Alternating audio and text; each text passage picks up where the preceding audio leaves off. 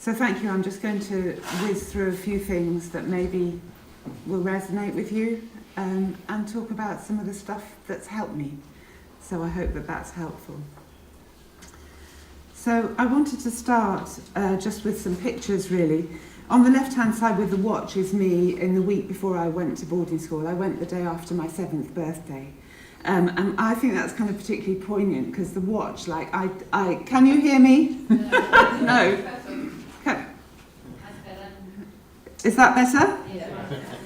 So the watch in the picture on the left-hand side, yeah. I basically started counting time from the day I went, and I still haven't stopped. So I timetable my life, and time is quite an important thing. The middle picture is my mum with me 2 days before I went to boarding school, and I look at that picture and I think, I wonder how much pain she was in. She was a boarding school survivor, my grandpa was a boarding school survivor. And then the one on the right is my birthday, so I'm going the next day, and that's my Amanda Jane doll that I was given. What's the bravest thing you've ever said? Asked the boy. Help, said the horse. Charlie Maxey, if you haven't come across his books, I love. I use them, and he knows that I use them in the work I've done on wellbeing with my NHS colleagues, and I've heard a rumour that he's a boarding school survivor. I don't know if he is. Okay, thank you. So I started my boarding school survivor journey to healing not really knowing that it was a problem about being a boarding school survivor, as I think probably lots of people did. But I found myself drawn to caring for others, and I went into nursing and later counselling, and I had my own therapy as part of that, but boarding school never really came up. And I've said to some of you when we've been chatting today, my first session with my therapist as part of my training, she asked me about my life and I told her, and the next week when I went back she said, you told me all kinds of stuff with this huge smile upon your face. And that's true, and I kind of still do it.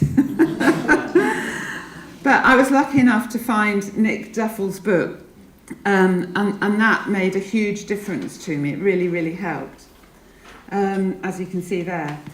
And I was trying to get the courage to attend the boarding school weekends, and it took me 2 years to get the courage because I felt it would be like going back to boarding school.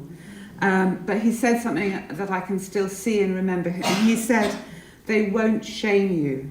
You've been shamed enough. And I didn't know I'd been shamed. It was a huge revelation to me. And it was the first time I ever considered it. But I realised that I've spent a lot of my life thinking I was thick and all kinds of other things. And I thought that was really important, because while guilt can be viewed as an emotion that tells us that we've done something bad, shame tells us that there's a more core part of us that is bad.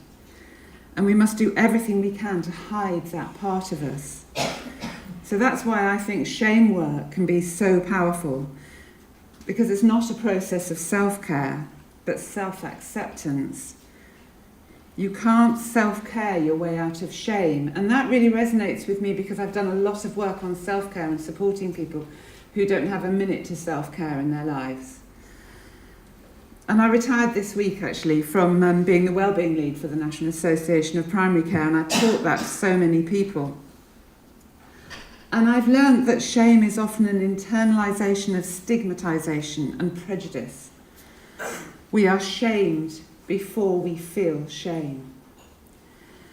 And like so many who experience shame, we're taught that the only way to overcome the problem is through achieving success within the same system that shamed us. So this is really a false path, I think, that we're offered to make our way out of shame, to work, to achieve, to be perfect, to take responsibility for our own life and to make it better. So the system gives us this false promise that if we just do enough, we will be enough. Sometimes your mind plays tricks on you. It can tell you you're no good, that it's all hopeless. But remember something, you are loved and important and you bring to the world things that no one else can. So hold on. So I was one of the people, where's she gone, Anne, who wrote in the book. In fact, I think you read an extract, I can't see where she is, from my bit. I wrote under my maiden name because I was still at an early stage in my progress, and I felt it was too frightening to write under my married name. And there's a quote in the book that I think is so powerful. When inward tenderness finds the secret hurt, pain itself will crack the rock, and let the soul emerge. And like others have said, I think that journey is a lifetime's task. And I think it's really important to know about trauma, to know what it is, and to accept that it was done to us. And trauma really does shape our biology, I believe. I know I come from a clinical background, but I have an autoimmune disease, and I don't know how many of you do, but I'll bet there's quite a few. And it's a hard thing to work through, but I know that anxious person within me, or a child, has caused, I don't mean it was her fault, I am the result of that, if you like. I have PBC, just in case anybody else has. It's a rare disease. So I wanted to share some of my most recent learning, and then just a little bit about what I find really helpful. And I've always been a homemaker. Making home is so important to me. And I realised and remembered walking back to school after I went to a school called BSS, and there was a market in the town, after going to the market, and just longing after all those lit windows. And it was huge to me. So I don't know if that resonates with anybody else. Oh, I'm going to have to put my glasses on now because I can read it from here. So this is Martin Sherman. I belong to the Facebook boarding school, and he posted this recently, and it just so resonated with me. And I finally got him to allow me to read it. I just think it's so important. Our best years. They left me here. I wait. They'll realise that no one remembers. It's not worth their effort. If I'm helpful, they'll like me. If I agree, they'll let me go home. I try to be what they want, what I think they want. I say yes because no is too risky. I try to vanish, but I try to be seen. No one looks at me. I'm not enough. I never please them. I don't know how to be anything else, and they don't come back. They left me here. They left me here with hate, with my own hate. I want so much to please. And I've been a people pleaser all my life. Very, very important to me, because I was bullied in my junior school in Dunhurst very, very badly. And I learned that if you try and make the bully your best friend, if you are everything they want you to be, just maybe they might like you. And one of my letters home, I've only read one because I can't bear to read them. I've been crying to my mum about my experiences in the holidays, and I got back to school and I wrote to her and I said, "Don't worry, Mummy, she's my best friend now." So, I'm in a second marriage, and I am so grateful that we're able to, I don't mean I'm grateful I'm in a second marriage, but that we're able to support each other and be real.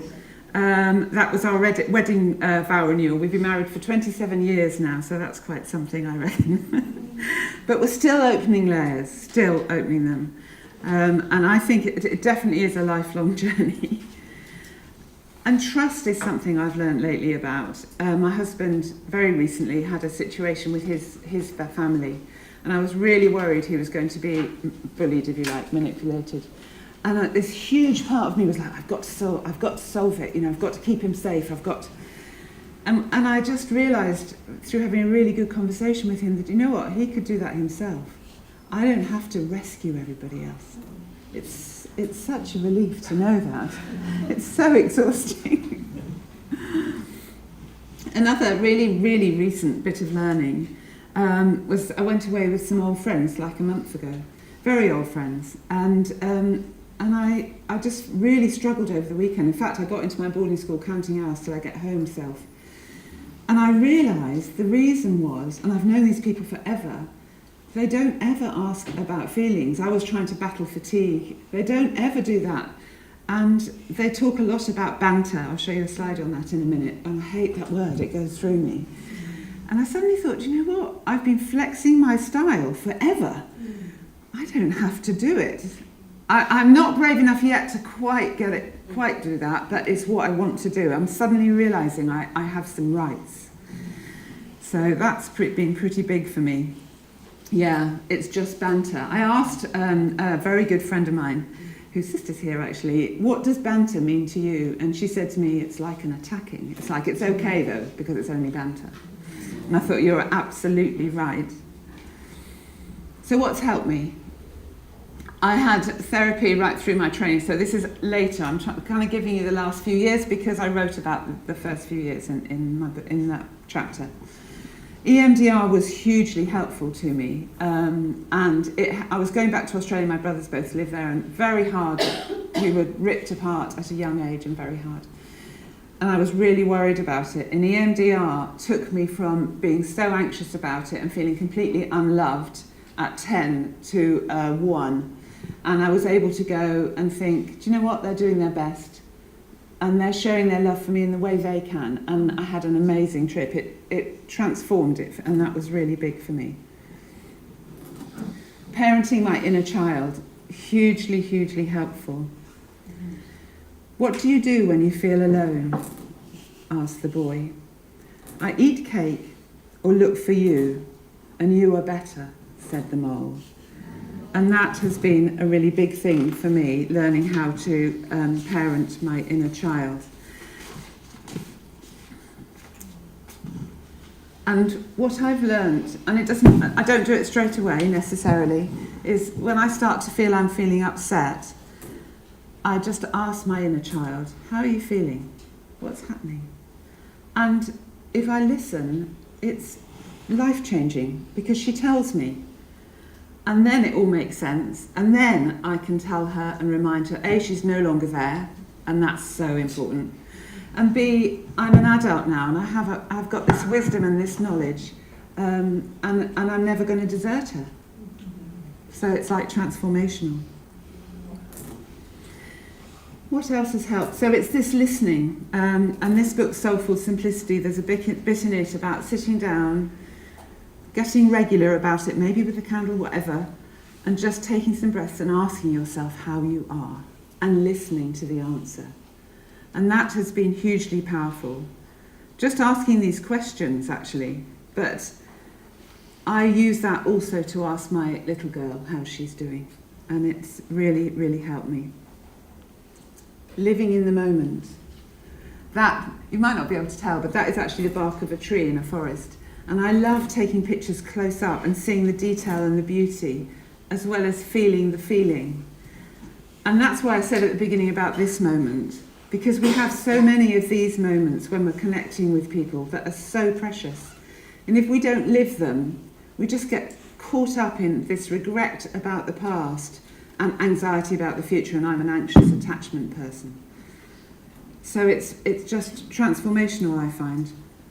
And just start being aware of the present moments. What's been the best discovery? Asked the mole. That I'm enough as I am. How come you can love others so well? Said the boy.